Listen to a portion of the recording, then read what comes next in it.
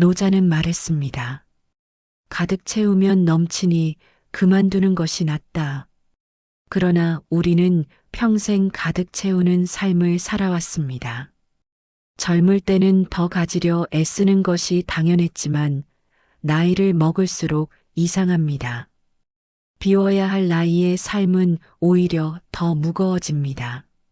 자식 걱정, 돈 걱정, 건강 걱정, 남의 시선과 체면, 과거의 후회, 미래에 대한 두려움까지 우리는 마음의 짐만 늘려갑니다. 여러분, 홀가분하다는 것은 정확히 어떤 상태일까요? 홀가분함이란 단순히 걱정이 없는 상태가 아닙니다. 그것은 마음의 짐을 내려놓았을 때 느껴지는 자유로움이고 더 이상 불필요한 것들에 에너지를 쓰지 않아도 되는 평온함입니다. 이제부터 여러분의 마음의 짐을 덜어내고 진짜 홀가분한 노후를 위한 해답 9가지 지혜를 함께 나누어 보겠습니다. 첫 번째는 자녀에 대한 기대를 내려놓으세요. 세상 모든 부모가 자식을 위해 헌신했습니다. 자신의 꿈을 미뤄두고 오로지 자식의 미래만을 바라봤죠. 문제는 그 과정에서 우리가 무의식적으로 대가를 기대하게 되었다는 것입니다. 더 자주 찾아와 주길, 효도를 하기를 바라는 마음. 이 기대가 채워지지 않을 때 우리는 서러움과 외로움, 심지어 배신감까지 느낍니다. 자녀에게 큰 기대를 품을수록 우리가 받는 상처는 그만큼 깊어지는 거죠. 하지만 기억하세요. 자녀는 우리를 잊은 게 아닙니다. 그들도 지금 자기 인생을 살아내느라 바쁩니다. 여러분이 젊었을 때 그랬던 것처럼요. 그러니 이제 기대를 내려놓으세요. 찾아오면 반갑게 맞이하시고 오지 않으면 잘 지내고 있겠거니 하세요. 가장 중요한 진실을 받아들이는 순간입니다. 자녀의 인생에서 나는 더 이상 주인공이 아닙니다. 이제는 조연이고 가끔 등장하는 단역일 뿐이에요. 이 사실을 인정하는 순간 마음이 놀랍도록 가벼워집니다. 두 번째는 돈에 대한 집착을 버리세요. 경제적 안정은 중요합니다. 돈 걱정은 가장 현실적인 걱정입니다. 하지만 있는 돈조차 쓰지 못하고 불안에 떨면서 쌓아만 두는 것은 현명한 선택이 아닙니다. 많은 분들이 나중에 병원비나 요양원 걱정 때문에 현재의 행복을 희생합니다. 인간의 뇌는 불확실한 상황을 실제보다 더 위험하게 인식합니다. 혹시 모를 나중이를 대비하느라 지금 이 순간의 행복을 포기하는 거죠. 그 나중이 언제일지 아무도 모릅니다. 그 불확실한 미래를 위해 현재의 행복을 포기한다면 그건 정말 큰 손해 아닐까요? 물론 흥청망청 쓰라는 게 아닙니다. 분수에 맞게 쓰되 필요 이상으로 아끼지 말라는 겁니다. 여행 한 번 가는 돈이 아까워서 평생 집에만 갇혀 있지 마세요. 평생 모았지만 쓰지도 못하고 떠나신 분들이 남긴 돈은 결국 자식들 손에서 쓰입니다. 돈이 부족하면 부족한 대로, 많으면 많은 대로 사는 방법이 있습니다. 지금 가진 것으로 만족하며 즐길 줄 알면 그게 진짜 부자입니다. 세 번째는 체면과 자존심을 내려놓으세요. 나는 이런 사람이야. 내가 어떻게 그런 걸 해? 남들이 뭐라고 할까? 평생 열심히 살아온 여러분의 자존심과 체면이 여러분을 묶어두고 있지는 않나요? 체면과 자존심이 여러분을 지켜줄까요? 아닙니다. 오히려 고립되게 만들고 도움을 거부하게 만들 뿐입니다. 솔직히 말씀드리면 남들은 우리한테 그렇게 관심이 없어요. 심리학에서는 이를 스포트라이트 효과라고 부릅니다. 우리만 혼자서 남의 시선을 의식하면서 불편하게 살고 있는 거예요. 이 사실을 받아들이는 순간 엄청난 자유가 찾아옵니다. 입고 싶은 옷을 입으세요. 하고 싶은 말을 하세요. 몸이 예전 같지 않다면 도움이 필요하다고 솔직하게 요청하세요. 모르는 게 있으면 그냥 몰라요 하세요. 나이가 들면 도움이 필요한 게 당연합니다. 오늘도 한 수 배운다는 마음으로 조금 더 자유롭게 사세요. 네 번째는 과거에 대한 집착을 버리세요. 나이가 들수록 이상하게도 좋았던 기억보다는 후회되는 기억들이 더 선명하게 떠오르곤 합니다. 그때 그렇게 하지 말걸. 이미 지나갔고 돌이킬 수도 바꿀 수도 없는 일인데 우리는 그 과거에 묶여 현재를 제대로 살지 못합니다. 심리학에서는 이런 걸 반추라고 부릅니다. 과거의 부정적인 일을 반복해서 떠올리며 스스로를 괴롭히는 마음의 습관이에요. 하지만 여러분, 그때의 나는 그 순간 할 수 있는 최선을 다했습니다. 그러니 이제는 그때의 나를 미워하지 말고 그땐 그럴 수밖에 없었지 하고 따뜻하게 안아주세요. 또 과거에 받은 상처, 오해와 서운함들을 아직도 붙들고 스스로를 괴롭히는 분들이 계십니다. 이제 그 마음을 가볍게 하는 방법을 알려드릴게요. 종이에 그 감정을 써보세요. 화가 났던 일, 억울했던 일, 후회되는 일, 무엇이든 좋습니다. 마음껏 다 쓰고 나면 그 종이를 찢어버리거나 태워버리세요. 뇌는 이 상징적인 행동을 통해 실제로 변화를 느낍니다. 분노와 미움을 품고 있는 것은 뜨거운 돌멩이를 남에게 던지려고 손에 쥐고 있는 것과 같습니다. 결국 화상을 입는 것은 나 자신입니다. 이제 그 돌을 놓아주세요. 다섯 번째는 미래에 대한 걱정을 내려놓으세요.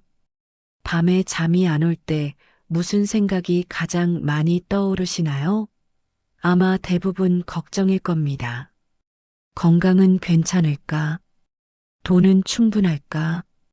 연구 결과를 보면 사람들이 걱정하는 일의 85%는 실제로 일어나지 않습니다.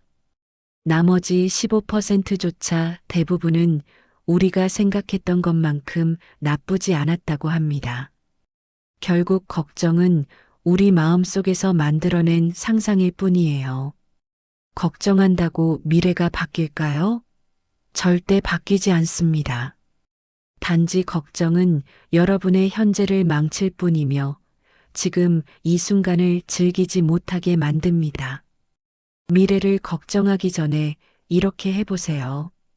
통제할 수 있는 것과 없는 것을 구분하세요.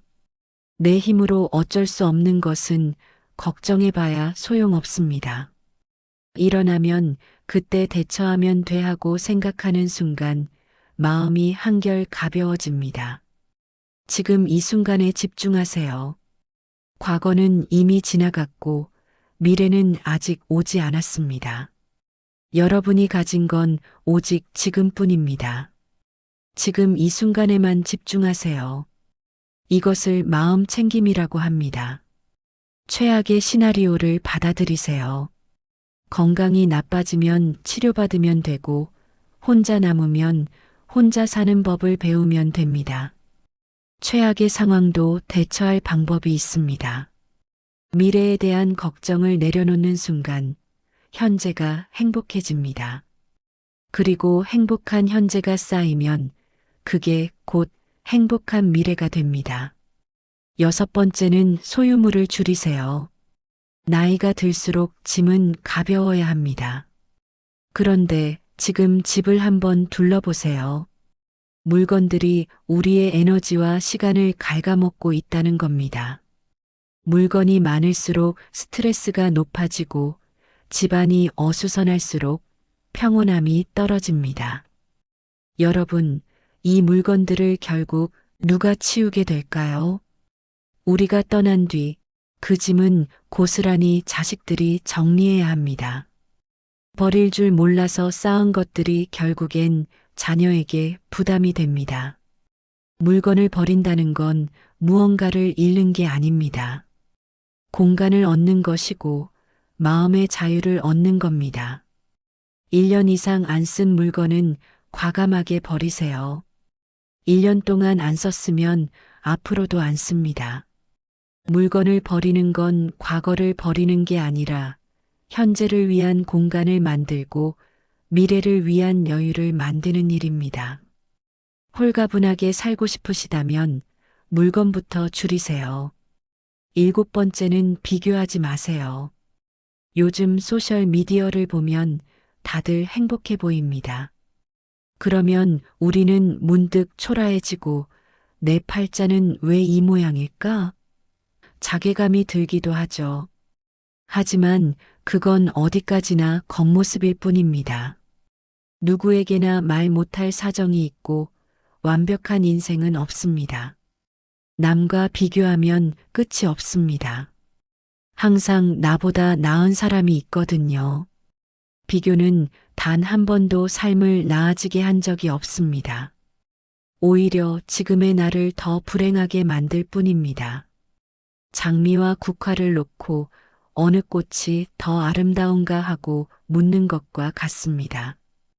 둘 다 아름다운 꽃인데 그냥 종류가 다를 뿐입니다. 여러분도 마찬가지입니다. 다른 사람과 비교할 수 없는 고유한 가치를 가진 존재입니다. 행복은 남이 아니라 내 안에서 피어나는 꽃입니다. 그러니 오늘부터 비교를 멈추세요. 남을 쳐다보지 말고 어제의 나와 경쟁하세요. 8번째는 작은 것에서 행복을 찾으세요. 나이가 들면 큰 행복은 자주 오지 않습니다. 하지만 작은 행복은 매일 있습니다. 큰 사건으로 얻는 행복은 오래가지 않는다는 연구 결과가 있습니다. 인간은 좋은 일에 금방 적응합니다. 이것을 쾌락 적응이라고 부릅니다. 반면에 작은 행복은 매일 새롭게 찾아옵니다. 아침에 눈을 떴을 때 몸이 아프지 않은 것, 따뜻한 물로 세수하는 것, 따뜻한 밥 한 끼를 맛있게 먹을 수 있는 것, 밥을 먹을 수 있는 치아가 있고, 삼킬 수 있는 목이 있고, 소화할 수 있는 튼튼한 위가 있다는 것. 이건 기적이에요.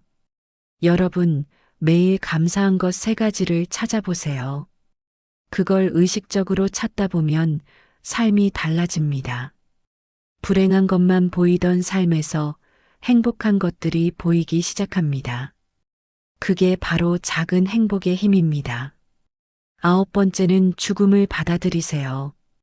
이 이야기가 불편하실 수 있습니다. 피하고 싶겠지만 피할 수 없는 이야기입니다. 홀가분하게 살고 싶다면 반드시 마주해야 할 이야기입니다. 대부분의 사람들은 죽음을 두려워합니다. 하지만 역설적이게도 죽음을 받아들이는 순간 삶이 생생해집니다. 언젠가 끝난다는 것을 아는 순간, 지금 이 순간이 얼마나 귀한지 깨닫게 됩니다. 죽음은 삶의 반대가 아닙니다. 삶을 깨우는 스승입니다. 죽음이 있기에 미워할 시간, 후회할 시간이 줄어듭니다. 그 대신 감사와 평온이 들어섭니다.